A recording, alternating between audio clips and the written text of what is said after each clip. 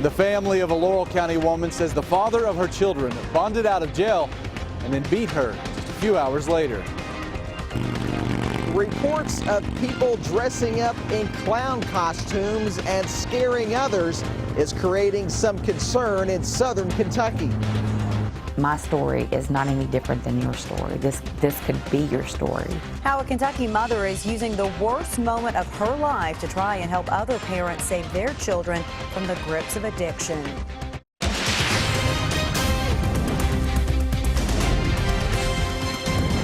WKYT News starts now with breaking news. Good evening. A massive air and ground search is underway right now for a missing child in Casey County. The one-year-old boy has not been seen since this morning. The search is near the Lincoln County line, not far from Houstonville. WKYT's Monique Blair is live for us with the breaking details. Monique?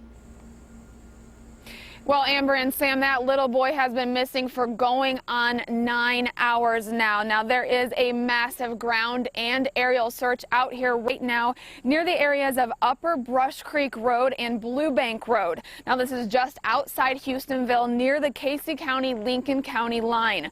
Now, state police say they are still working to figure out exactly how this happened. But right now, I do want to show you a picture of the 21-month-old boy that police say was last seen in this area around 9 o'clock this morning. Now, because there was some confusion between parents as to where the little boy was, police were not called out here until around noon.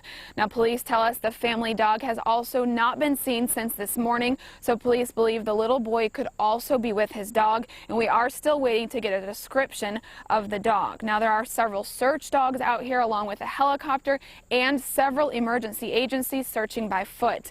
Police tell us the little boy's house is very close to this location, and the search is focused on this area because, again, police believe this was the last place the toddler was seen. Now, again, right now police say they are just still trying to figure out exactly what and how this happened, but the most important thing at this moment, police tell us, is just finding this little boy that has been missing for, again, going on 9 hours. Of course, we will keep you updated as we learn new information. For now, I'm reporting live in Casey County. Monique Blair, WKYT. Tough situation. Yeah. A Laurel County family is furious tonight. They want to know how a man was in custody and just hours later accused of badly beating a loved one with a baseball bat. The Laurel County Sheriff's Office arrested David Stewart last week on outstanding warrants. He had an unsecured bond, so he was able to walk out of jail the next day by just signing his name. Now deputies are trying to find him again. WKYT's Victor Puente has our top story at 6. A sister of the woman who was attacked Friday night says she was beaten so badly they found her teeth in a parking lot. She's now here in Lexington preparing for surgery while police are searching for the man who did this. Friday night around 7, a deputy was called to Dorothea Road near Corbin. He arrived at the scene to find her lying near the roadway on a blanket awaiting emergency services. Police aren't identifying the people involved, but the sister of the woman attacked, Melissa Adams, says she wants people to know what happened to her. She says her sister was riding with a friend when they pulled over in this church parking lot. Her friend asked her to get something from the trunk of the car, and when she opened the trunk, David was in there with a ball bat, and he struck her in the face. And then that's when they started beating her. Adams says the man who attacked her is the father of her children, David F. Stewart, Jr. Stewart has been convicted twice of domestic assault against Adams, once in 2014 and again earlier this year. But her sister says this attack was the worst. Her jawbone and the front palate connecting up above, like your nose area here, is detached from the skull, and they're going to have to put that back in there. She says what makes it more upsetting is that Stewart was in jail just hours before the attack. He had been arrested the day before for failing to appear in court, but was released Friday on an unsecured bond. If they don't stop him, he's not going to. Something's got to stop him. If David Stewart Jr. is charged in this case, that would most likely violate the conditions of his most recent bond, which would mean he would owe the court system in Laurel County $1,000. In Lexington, Victor Puente, WKYT. Stewart was sentenced to 1 year in prison for the assault in March, but was released early. Police in Nicholasville are investigating after they say someone ordered a pizza, then robbed the driver who delivered it. It happened late Friday night on Gainesville Drive. Investigators say a Domino's pizza delivery driver was lured to the area with a fake order. Police say the driver was then attacked and robbed. Neighbors say they're shocked to hear what happened on this normally quiet street. This is the first that I've ever heard of it happening. I mean, other than just, I guess, people. We've been ding-dong ditched one time, but other than that, I've not had any problems at all. So it was pretty surprising. Police say they only have vague descriptions of the attackers. A Lexington gas station clerk who was shot while on the job continues to recover at UK Hospital. Family members say that Charles Moore was shot multiple times during an attempted robbery at the Marathon gas station on Lansdowne Drive Saturday night. Lexington police continue to search for the suspects. The only information released is that they believe 3 men are involved and could also be behind an armed robbery at the Lexington Green Shell Station that happened about an hour before the shooting. 2 people are recovering tonight after a bad crash near downtown Lexington. Police believe a car was driving through a field near Manchester and South Forbes when it came up on an embankment, went over, and flipped on its side next to railroad tracks. Both the driver and the passenger were trapped inside.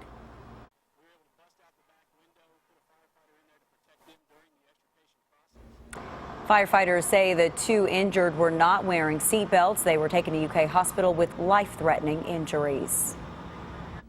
3 people charged in a Clark County murder case are expected to plead guilty this week. Aaron Staley, Christopher Robinson, and Lamont Wilkerson are scheduled to enter pleas in court on Thursday. The 3 are charged in the 2014 shooting death of Amber Cottle. She died just 2 days before Christmas after being hit by a stray bullet that went through her ceiling from an upstairs apartment. A 4th person, Lillian Barnett, is also charged in the case. Her trial is set for January. A Powell County pastor now admits he sexually abused 2 children. Steve Williams entered a guilty plea during a hearing today. He was a pastor at the Bowen First Church of God. One of the incidents took place on a church field trip, the other at the church. As part of the deal, Williams is expected to get 7 years, 5 of which will be probated. He'll have to serve 2 years in prison. You may have seen news reports, or more likely it's shown up in your Facebook feed. Police in several southern states have reported sightings of people dressed as creepy clowns near roadways. Now you can add Kentucky to the list. WKYT's Phil Pendleton has more on the bizarre sightings that have people in Laurel and Pulaski County on edge.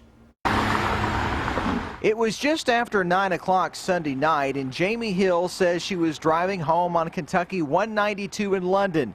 She was taken back by the unusual and scary sight beside the Kentucky 80 sign. It was a horrifying looking clown that looked like something that was out of a horror movie. She immediately thought of some recent reports in the Carolinas, clowns trying to lure kids into the woods. It makes me wonder, like, what's going through their mind? Like, why would they even try to joke about that? Considering the stuff that's been happening recently, why would someone even want to joke about it? Police were not called about the creepy clown, but it doesn't appear the clown was breaking any laws. But here in Pulaski County, police were called, but this time it wasn't 1 clown, actually 3, and it was a prowling complaint. This is going to kind of sound ridiculous, but the call from a man in Burnside said some clowns were trespassing. And we went after them, and they ran off in the woods, and they're in the woods right now laughing at us. Both the Pulaski County Deputy Sheriff and a state trooper responded, but no clowns were ever found. In Laurel and Pulaski Counties, Phil Pendleton, WKYT. Law enforcement in Laurel County says they did not receive complaints from drivers about the clown and learned of the sighting on Facebook. Tomorrow morning, the U.S. Attorney General will be in Madison County as part of National Heroin Epidemic Awareness Week. Loretta Lynch will be visiting a county that's already seen more than 30 drug overdose deaths this year. Our Miranda Combs sat down with a victim's mother who's using a chilling resource to try and stop the overdose trend. And a warning, this story does include some emotional moments that may be hard to hear.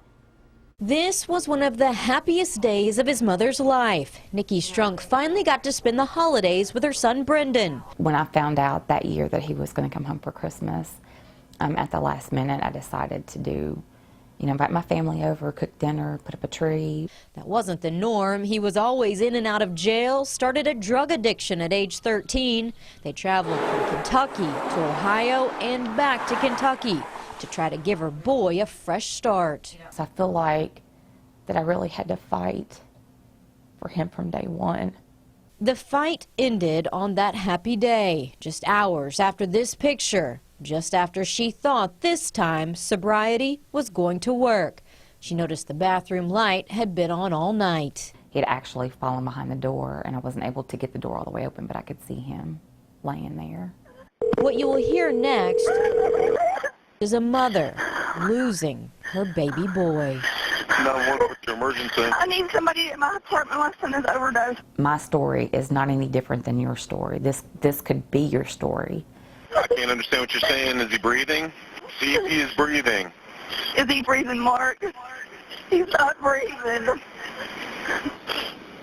He's not breathing. He's not breathing. Stay on the line with me. Just stay on the line. Do not hang up. Brendan, please. Please help me, Jesus, please. Ma'am. Yes. Who else is there with you? My friend and my sister-in-law. Okay. Let me speak to them. Hello. Okay. What's going on? Is anyone trying CPR? Is anyone attempting it? I'm not getting any. I think it may be on. Is anyone attempting CPR? Does anyone want to attempt CPR? No. He's cold. He's stiff. This call marked the end of her son's addiction and the start of his mother's recovery. I'm never going to be at peace with losing my child.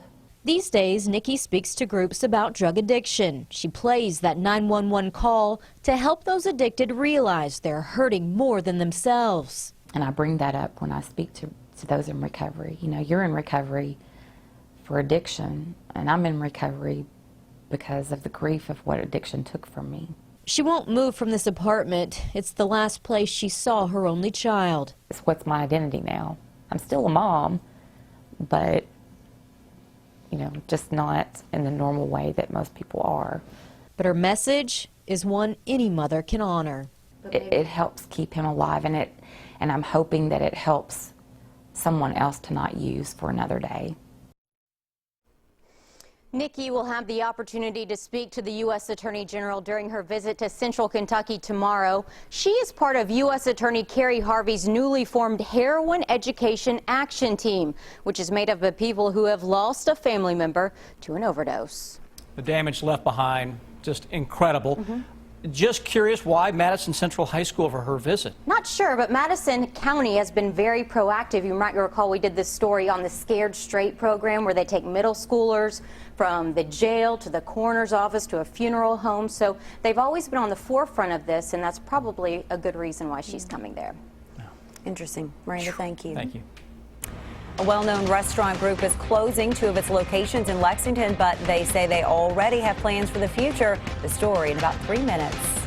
And we still don't know who the winner is. In sports, the latest on a high school football game that ended in controversy.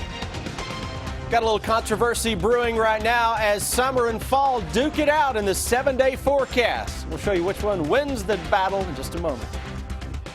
Sal's restaurant in Lexington's Landown Shopping Center is shutting its doors. Sal's, along with its next-door neighbor Meats Barbecue Market, will close permanently Sunday. The Bluegrass Hospitality Group says the closure is necessary in order to double the size and capacity of its Malone's Banquets facilities. And the commercial opportunities to really allow us to grow this brand of banquets really plays the big part of it. We needed some more space to grow into with our banquet facility, and we just thought it was the perfect timing to turn this space into a larger banquet facility. The new banquet space is scheduled to open November 21st. Now, your hour-by-hour forecast with Chief Meteorologist Chris Bailey.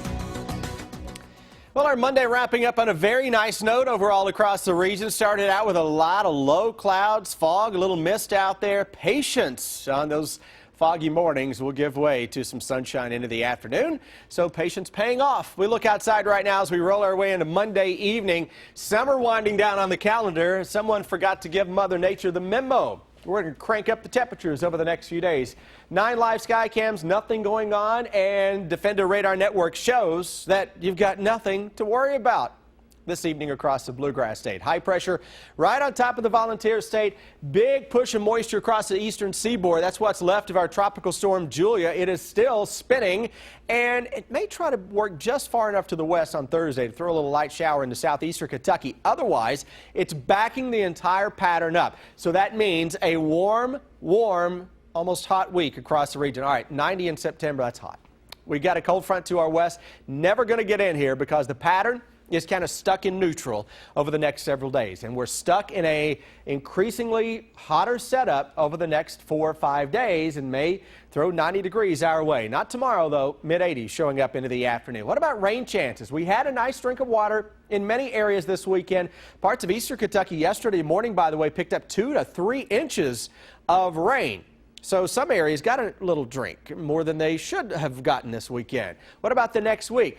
There's a chance on Thursday, there's a chance on Saturday, better chance coming up on Monday, but even then it's only into the scattered category. Let's get you closer to that middle of the week and into any shower or thunderstorm that may try to come in from the east on Thursday. Here's the hour by hour. Upper 50s, low 60s tomorrow. Watch out for some valley fog. Shouldn't be as widespread as what we had today. Into tomorrow night, we do the same old, same old.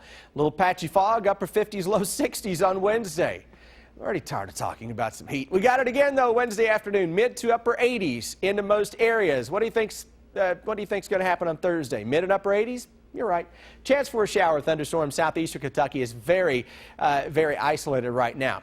This weekend, you get what is known as a backdoor front in here. Late Saturday, maybe a shower thunderstorm with that, and at least for a few hours on Sunday, it may cool us down. Majority of the real chilly and cool air with this, Great Lakes into parts of New England, but that front gets its name backdoor front because it's coming at us from the northeast to the southwest. Don't often see that around here. What'll happen though, that'll lift its way back to the north, allowing another front to move in here for the first part of next week.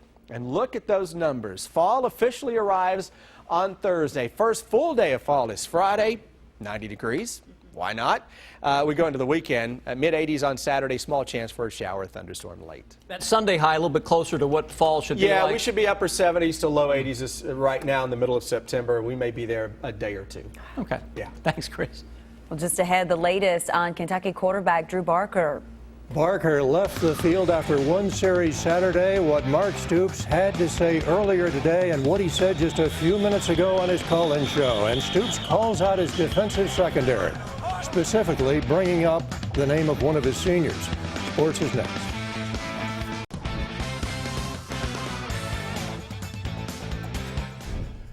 Drew Barker has a back injury. It has been a lingering problem. Mark Stoops said on his weekly call-in show just a few minutes ago that Barker will undergo an MRI Wednesday.